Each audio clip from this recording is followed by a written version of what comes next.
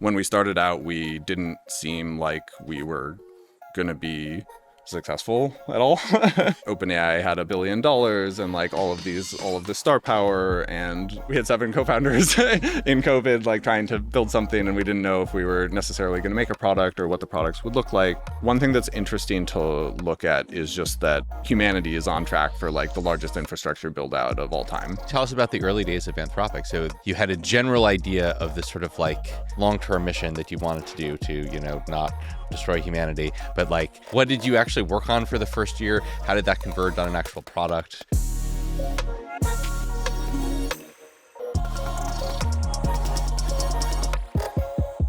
Welcome back to another episode of the Lightcone. Today we've got a real treat, co-founder of Anthropic, Tom Brown. Excited to be here. So Tom, one of the things that a lot of the people watching would love to figure out is you got started in tech at the age of 21, fresh from MIT.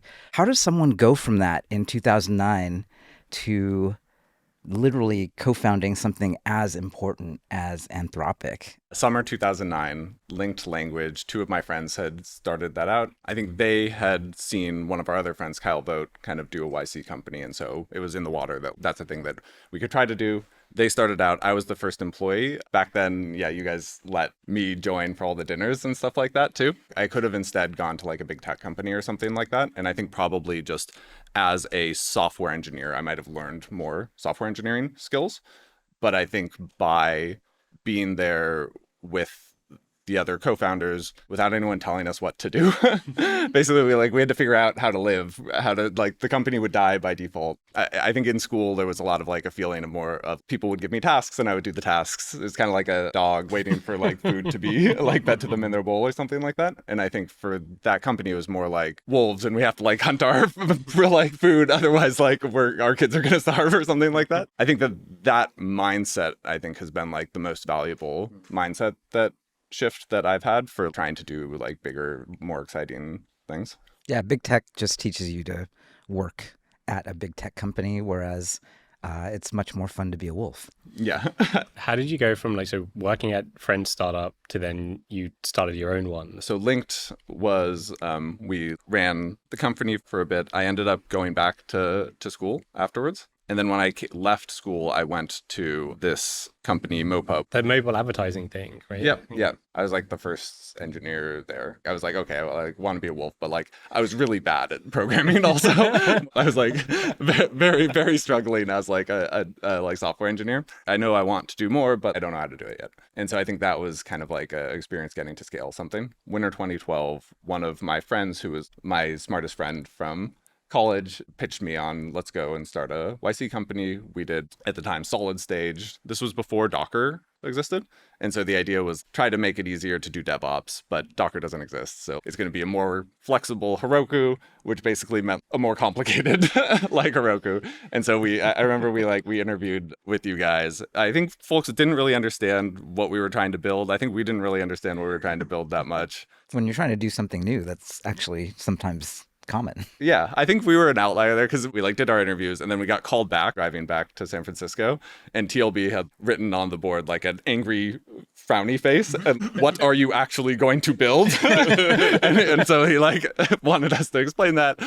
I guess we explained it enough, or he was just like, these guys still don't know what they're doing, but maybe they'll figure it out. Halfway through, I kind of felt I still didn't actually understand what we were going to build and how we would attach a mission to it that I wanted to work on for my whole life. Yeah. And so I left. PG actually introed me to Michael Waxman, who is the Grouper founder. Yeah.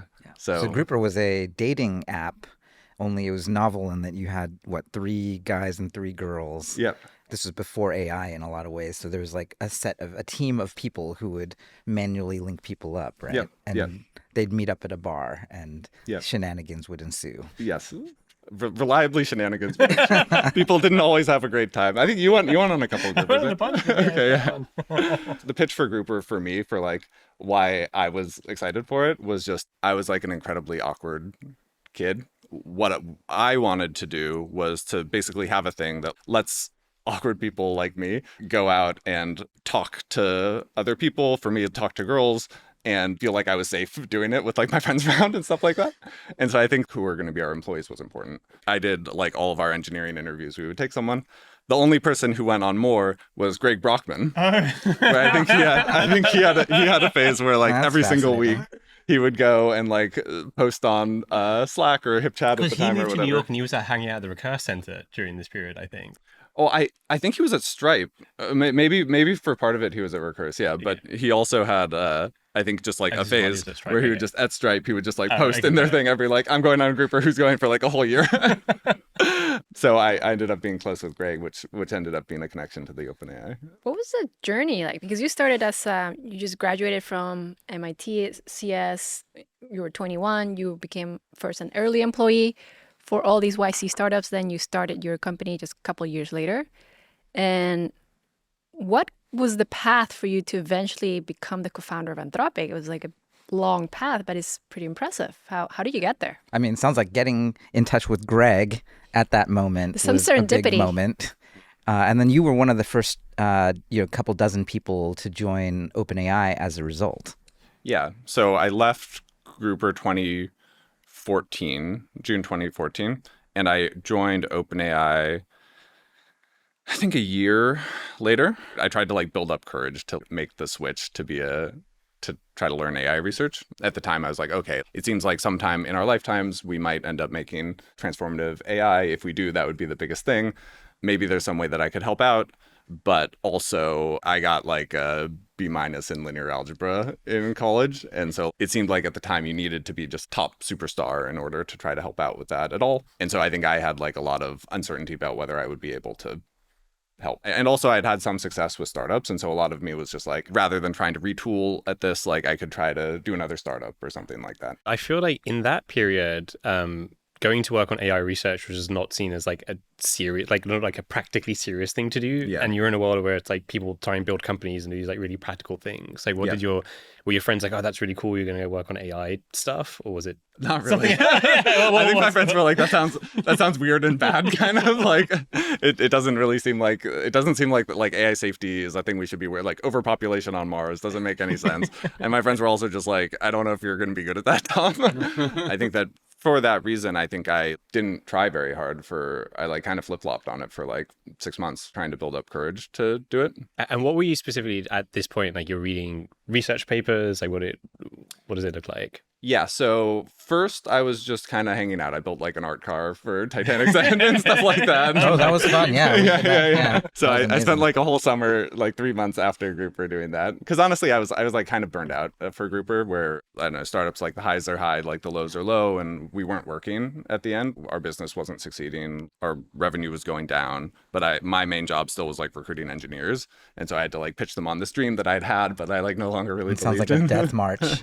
Yeah. Stuff. And so I was super burnt out and I was like, okay, Tom, like chill out, do some yoga, like do some CrossFit, like build an art car. And What was so- the hindsight? Like, hindsight's 2020. What's the retrospective on like Grouper? Obviously attracted all these really, really smart people. The graphs were up and to the right, and then it flatlined and maybe started declining. What happened? I think that when we started, the competition was like OkCupid, It was all web based. all web-based. The main problem that I think we were solving was it's hard to like go and put yourself out there and go like talk to someone new and they might just be like, I don't want to talk to you, you seem weird. And so we solved that by just blind matching. Tinder came out while we were doing Grouper, and Tinder solved that same problem with both people have to show interest before you get matched. So there's also no worries about getting rejected. And I think that they just that was a better solution to that same problem. So good work, Tinder. Good work, all the swipers. I think that solved the like mission that we were trying to solve better than we solved it. And then, yeah, like when did you get serious about AI and just how did you approach it? 3 months of like kind of playing and having fun. And then I ran out of money also. When I had like my personal runway, I ran out. And so I was like, okay, I think that I'm going to need 6 months of self-study to have a shot at getting a job. At that point, it was DeepMind or Google Brain were the two places to do work there. Or Miri. Miri was the third one that I was like Okay, looking at. interesting. So I was like, if I want to help out with that, those are the three places to look at. I don't have any of the skills yet. I need 6 months of self-study to feel like I would not be a drag on them and like actually be helping instead. Can you maybe explain a bit what was that self-study like? Because I'm sure there's a lot of software engineers right now in their 20s that are looking to Yeah. retool to become AI researchers. What was that 6 months like? Even though, as you said, you had gotten a B minus in linear algebra, which is Yeah. like core. Might have but been you a C plus. I'm not. I should check. I'm gonna keep telling. But that's pretty impressive where you got to. Yeah, it turned out okay. First, I did a contract actually with Twitch, and like earned like enough to have that 6 months of runway. Okay. So I did like 3-month contract with Twitch, and then I made a plan to self-study. I don't think it's the right plan now for people too, at least in 2015. What did it look like? It was like take a Coursera course on machine learning, try to solve some Kaggle projects, read linear algebra done right, and I had a statistics textbook. I think I had YC alumni credits, and so I bought like a GPU and I would like SSH into the GPU to like work through my courses for it. And this is right after, it was already after AlexNet, right? It was after AlexNet, yeah. So I was mostly doing image classification stuff that I was trying to learn was like the thing that all the courses would teach you to do. How did you get the OpenAI job? Because Yeah. you were one of the few engineers who was mostly researchers, and they had a pretty stacked team of researchers. I messaged Greg as soon as OpenAI was announced, and I was like, I'd love to help out in some way. I got a B minus in my linear algebra, but I know some engineering. I've done a bit of distributed systems work. If you guys need help, I'm like happy to mop floors if you guys need. I want to help out, however. And I think Greg was like, yeah, I think there's like a paucity of people who, and he said paucity too, and I was like, fancy word there. There's a paucity of people who know both machine learning and distributed systems. So like, yes, you should do that. I think he introduced me to Peter Abil also to help me put together like a little course for myself too. And then I checked in on with him, I think every month or something. And then after a couple months, he was like, oh, we actually have a project, which is we need to put together. We want to play a game, like play games. Oh. Can you help make StarCraft environment? And so I joined to like help them with the StarCraft environment. So that ended up, I think, getting my foot in the door. I didn't do any machine learning work with them for the first 9 months that I was there, basically. And what did OpenAI feel like at this point? Like, had it raised much funding? Did it have like an office? Did it Yes. feel like a startup? So it was in the chocolate, on top of the Dandelion chocolate okay. factory. This is after Greg's apartment. That's the graduate. After Greg's apartment, yeah. Yeah. So like right after Greg's apartment in the chocolate factory. When it kicked off, right, it was like $1 billion of committed funding from Elon. It felt like it was like very solid. The other interesting milestone for you was when you got to build a lot of the engineering around the training for GPT. Yeah, for and GPT-3. what was that? Because you got from GPT-2 was in TPUs, right?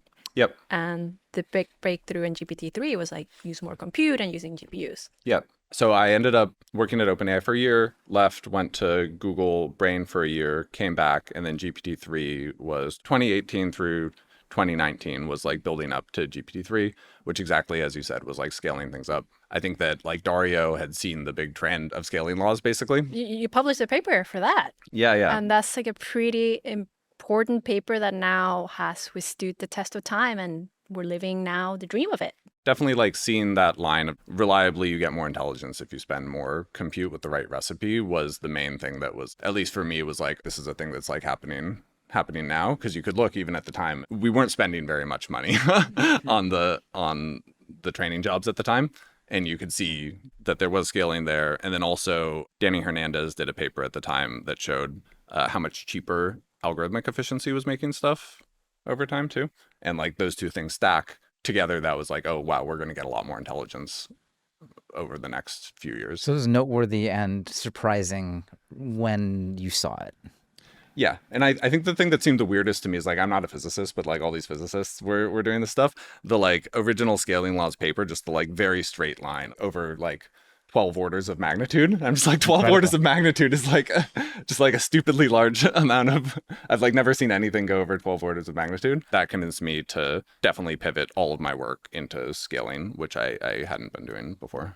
Can I ask a like kind of layperson question? Yeah, I yeah. mean, is it fair to say that the scaling law might show up in all of these other domains? Then are there like 2, 5, 100, 10,000 domains where the scaling law could hold that we're just not investing into? Yeah, so I think in physics, scaling laws hold all over the place, which I didn't know at the time. But within physics, like there's a whole field called phenomenology that basically looks at various aspects of the world and then does those types of fits. And they find these like power law distributions all over the place. This was like, I think the first one that I had ever seen in a like computer science adjacent thing, which I think was like interesting and surprising. And at the time, people were mad about it. They actually were like, "You're throwing money at GPUs, or you're just like wasting money. This is very wasteful." Yeah, that was sort of people the are still vibe. mad about that. Yeah. Yes, different people now, but still people mad about it. Yeah, I guess the researchers were mad at that too, where it's like it's not elegant. You're just like brute forcing it. The like gesture cap, like stack more layers, like. Which I think like Anthropic's slogan, I think, is like, do the stupid thing that works. That was a thing where like this was very clearly the very stupid thing that works. Can you tell us then how you ended up collecting the last Infinity Stone? With Anthropic. Yeah, with Anthropic, because there's very few people in the world that have basically worked at OpenAI, DeepMind, and Anthropic, and you were part of the team that spun off from GPT-3. Yep. And then started Anthropic. So how was that jump? There were two teams there. There was the safety org and the scaling org were the two orgs that reported into Dario and Daniela. I think we had just like worked together extremely well. One thing I think that was great, both at OpenAI and at Anthropic, was just like we had a culture where like everything is on Slack, 100% of things on Slack. And within that, all public channels, great communication. I think that group also was the group that took the scaling laws the most seriously, where it was like, okay, like this actually is going to be transformative. There's going to be a handoff where like humanity will hand off control to transformative AI at some point, and hopefully like they'll be aligned with us, and like that'll be a good transition that goes well, but it might not be. The stakes are incredibly high. And so I think that group was very focused on like, how do we make sure that that's taken seriously enough, and that like we've built an institution that can handle the weight of that. That ended up being the core group that left to join Anthropic. And I think it wasn't clear at all to me that like that was the right thing for the world at the time. In hindsight now, it seems like that was a good choice.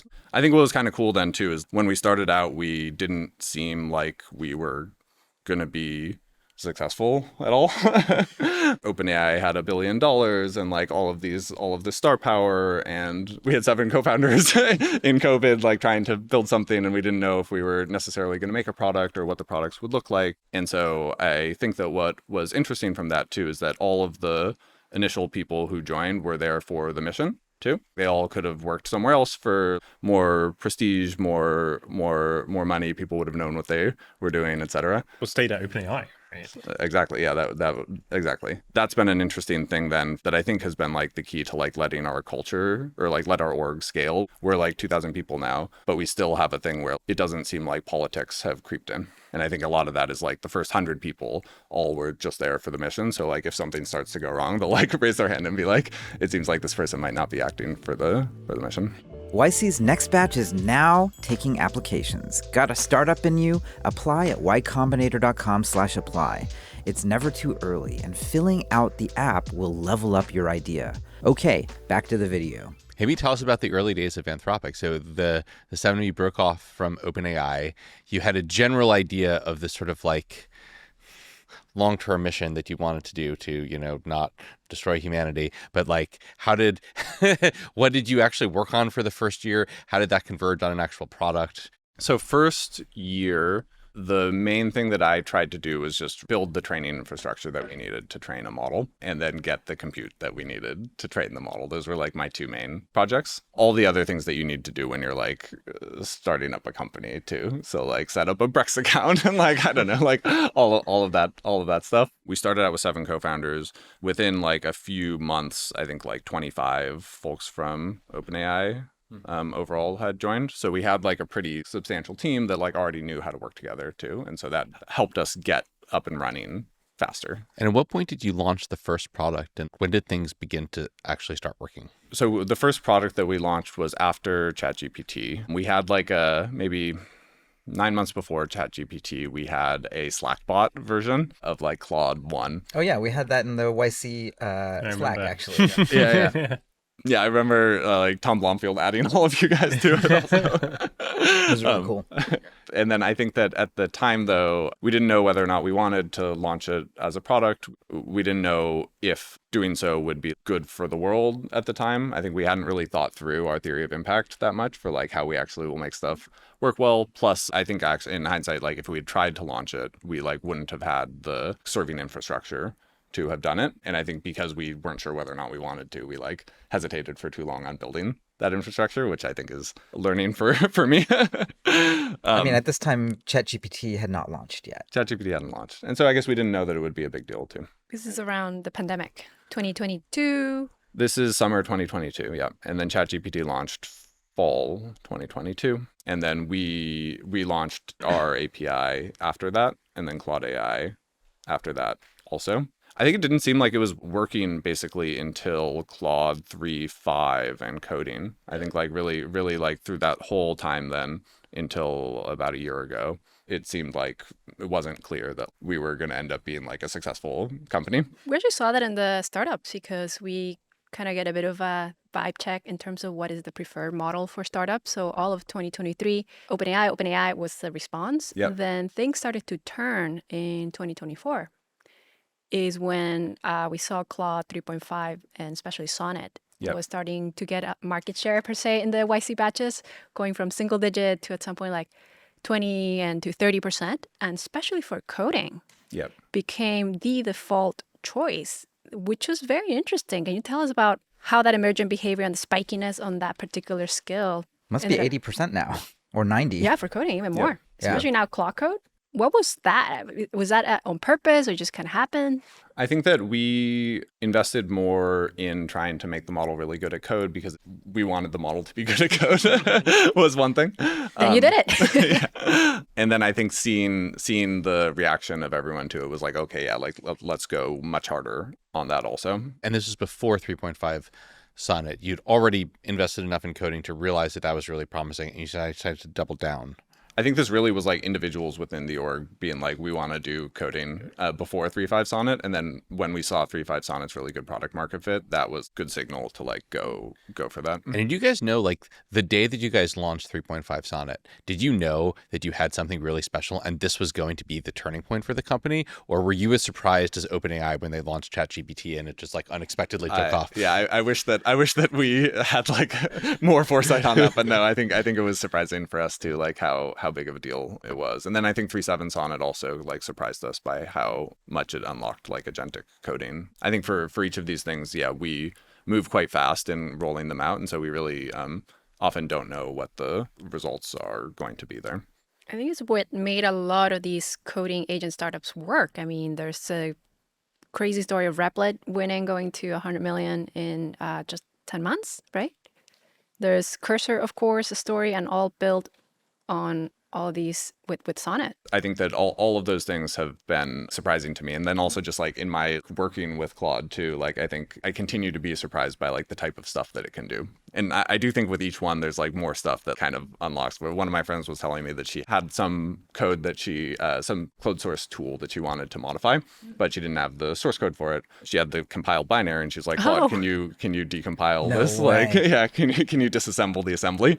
And Claude chewed on it for 10 minutes and like made a C version of it. And so then she had the thing that she can modify, which is insane. She's like, yeah, and like if I spent 3 days on it, I probably could have gotten the hex tables and like written a little code to do it, but like it did the whole thing, made up variable names for them, etc. So I do think that like we keep getting surprised by stuff. The model has memorized all the hex tables, it can think through, try to work through it. I think we're going to continue to be surprised by that sort of stuff too. If you poll like the YC founders, they prefer using Anthropic models for coding by like a huge margin that's much larger than what you would predict if you just looked at the benchmark results. Yep. So there seems to be some X factor that makes people really like these models for coding. Do you know what it is? And is it intentional in some way, or it just came out of the black box somehow? I think that the benchmarks are like easy to game.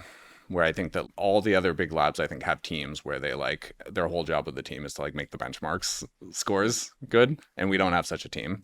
And so I think that is probably the biggest factor. You don't teach there. to the test. We don't teach to the test. Because I do feel like if you start doing that, then like it has weird bad incentives. Maybe we could like put that team under marketing or something like that and then ignore all the benchmarks. But I think that that's one reason why there's some train test mismatch there. So the evaluations are more qualitative internally? Or you have your internal we have benchmarks? internal benchmarks, yeah, but we don't publish them. And is it the internal benchmarks that the teams are really focused on improving? That's right. Yeah. So we have internal benchmarks that the team focuses on improving. And then we also have a bunch of tasks. Like I think that accelerating our own engineers is like a top priority for us too. And so we do a ton of like dogfooding there to make sure that it's helping with our folks too. Going back to Golden Gate Claude, there's a lot of sort of the interpretability seems like it's a big part of it. And then most people would say that, Claude's personality just feels better. Yeah. And then how do you sort of at once be very quantitative, but then also, build evals around personality? The evals for personality are kind of complicated too, for like how do you tell if like Claude has like a good heart or something like that? It's like hard to know. But I do think that that's like Amanda Askell's team's mandate is, I think she describes it as like being like a good world traveler, where like it can like Claude goes and talks with all sorts of people from different backgrounds, and like each of the people should come to that being like, I like feel good about like this conversation that I've had. Interpretally, I think is like a long-term bet, right? Where it's like right now the models aren't that scary, but at some point they're going to be more scary. And so I think the hope there is to have some ability to know what's actually going on under the hood when it becomes more intense. Then more recently, Claude Code's been a real success. Can you talk us through like how did that project get started internally? And again, was it like did you like know this time it was going to work, or was it a surprise? Claude Code was an internal tool also. So like try to help out our engineers within Anthropic that, Boris had like hacked together. There's an internal Anthropic engineer wanting to build it for themselves. For other internal engineers, Okay, cool. for him and other internal engineers.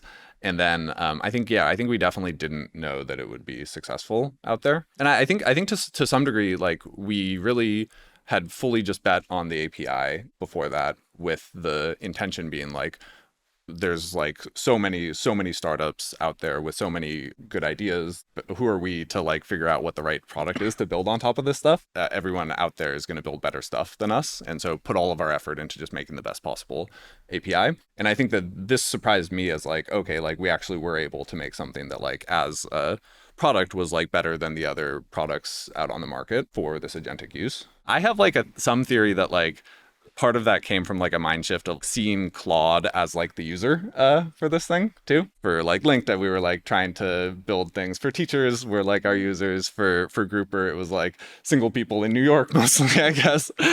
For this, I think really the like users are the developers, but also I think the users is Claude. It's like give Claude the right tools that Claude can actually do that effectively, help Claude get the right context to work effectively. This team was like the most focused on Claude as like a user, which I think is like it makes sense that you guys would understand Claude the best.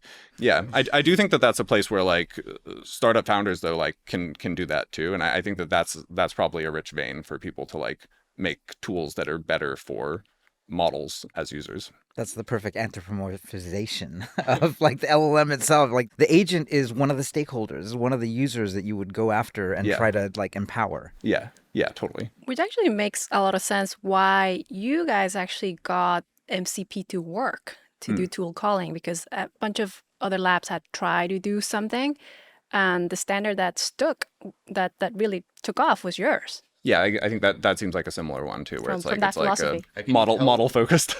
Going back to Claude Code, so like success is really exciting. It's also scary for like Cursor and other companies that have built on top of the API. Like, what's your advice to founders building products? Like, how should they think about building on the API, but also worrying about like Anthropic or one of the labs building something better than they can build? I think I was kind of surprised that Claude Code, like we did build a thing that was like the best in the market there too. It's not super clear to me what the big advantage was for us for Claude Code, besides more empathy for Claude or something That's like actually, that. I think that's actually a really interesting insight. Like, it seems like the thing that, you were building for a specific user that you knew really well that other people wouldn't have thought to build for, versus like you had some like intrinsic technology advantage. Yeah, like I think a startup could have done that same thing too, right? Yeah. I think we're the most like developer focused lab. I think we're the most like API focused lab too. So I think we want to make sure that we have the best platform for people to build stuff on, because this thing is growing so incredibly quickly, like we're not going to be the fastest at figuring out all the ways that we need to empower Claude to do the work that connects Claude to the entire human business. That's like human world is all designed for humans, but like we need to get the models to be able to be productive members of the economy. Are there like ideas or areas you would love to see developers building in, or like areas you think are like underappreciated right now? Yeah. Claude Code is like, how do you get Claude to be a useful pair programmer, kind of, or like junior engineer? You've got like a SWE level 2 or 3 or something like that you can work with, or like very spiky, because also it can do the like weird disassembly stuff that like a super high level SWE would struggle with. Less good at knowing what type of work to do, needs kind of a lot of hand holding, needs a lot of context from it. That's like one very particular subset of work that can be done. If you look at like all the stuff that happens in businesses besides that, it's like a very tiny fraction of like all the work that's done in businesses that like a smart person who knows how to code and like use lots of tools but doesn't have that much context yet would want to do. So I think finding ways to coach Claude or coach whatever model to like do useful tasks for businesses seems like there's just like a huge space there. So Tom, a big part of your job is like owning all the compute infrastructure that makes Anthropic work. Can you talk about like what is the compute infrastructure behind this giant thing now? One thing that's interesting to look at is just that humanity is on track for like the largest infrastructure build out of all time now. This is going to be larger than the Apollo project, larger than the Manhattan project. It'll be bigger than both of them next year if it keeps on the current trajectory, which is like roughly 3x per year increase in spending on AGI compute, which is just bonkers. Yeah, like 3x per year is wild. I think it's going to keep up on the 3x per year trajectory. It's already locked in for that for next year, and then it's a little bit open for 2027. I mean, anecdotally, internal to YC, we can't get enough, credits across all of the top frontier models, including Claude. So you got to help us out a little bit. Yeah. Which is, everyone's bottlenecked. Literally, it's like, give me more intelligence. I can't have enough. Yeah. And I know you guys have been looking at more hardware startups also for like more accelerators. I think that we will see more accelerators coming online to 2027. That's a good space. Also, like data center tech, I think, is a big one. Where are the bottlenecks for you guys now? Is it like getting enough electricity, getting enough GPUs, getting construction permits? Power, people are using jet engines to get power. That's nuts. Overall, for the build out, I think power is going to be the biggest bottleneck, especially power in the US. Like we want to build in the US. That's one of our biggest policy goals, is to like get the US to like build more data centers, permit more data centers, make it easier to build. Is the answer renewables or is it nuclear? I definitely, I feel like yes, all of those things. I wish that nuclear was easier to build. And Anthropic is the only major lab that uses not just one kind of GPU, but the GPUs from 3 different manufacturers. Can you talk about that and how that strategy is played out? Yeah. So we use GPUs, TPUs, and Trainium.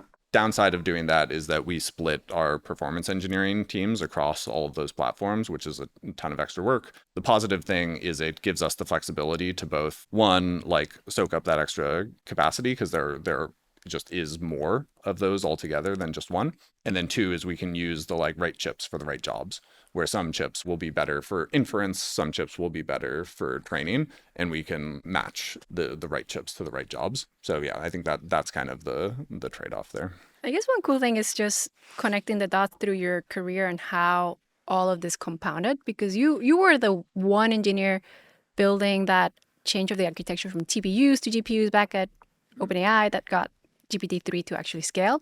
And now you're in charge of that at a much, much bigger scale years later. I don't know if that kind of connected dots for you.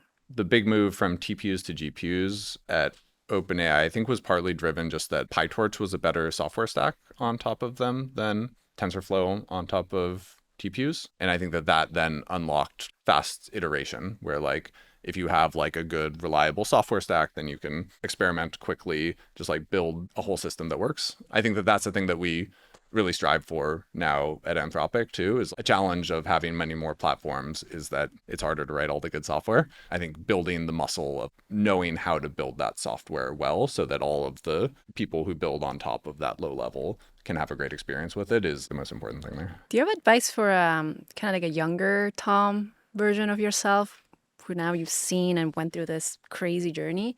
If someone was you back in the 20s living today and they wanted to ride and join the AI revolution, what would you say to them? And very specifically, something we see from a lot of college students at the moment is they don't know what, like, if they should stay in college, like, are there going to be jobs for them? Like, what, like, how is the world going to change and what should they do? Taking more risks, I think, is wise. And then also trying to work on stuff where your friends would be really excited and impressed if you did it, or a more idealized version of yourself would be really like proud of yourself if you succeeded at it. I think is like probably the thing that I would try to tell a younger version of myself. More intrinsic, less extrinsic. Like, don't chase these other credentials and getting the degree or whatever, you know, working at FANG. Like, those are just irrelevant as of today. Yeah, exactly. That's all we have time for today. We'll see you guys next time.